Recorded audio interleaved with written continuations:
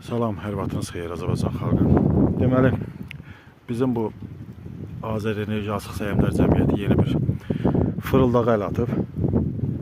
Belə deyək də, yeni bir düzənbazlığa əl atıb. Buradan müraciətimiz cənab prezidentə və aidiyyəti qurumlaradır. Deməli, mövzu nədir? Bir ay ərzində həftədə 4 dəfə karton manatlıq pul vurulur işığın kartına. Hər dəfəsində 10 manat vurulanda 3 manat kartdan pul çıxarır.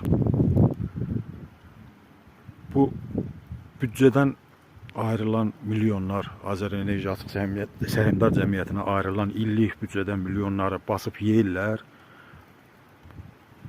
Yeyilən pulları təzədən bərpa eləmək üçün belə bir variant yaradılar. Millətin cibini soyurlar.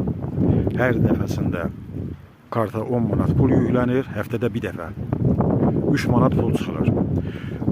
Kənd cəmiyyəti olaraq 4 dəfə, 5 dəfə Yevlax rayon İşıq İdarəsinə getmişik. Yevlax rayon İşıq İdarəsinin müdürü hər dəfəsində tədbirdədir.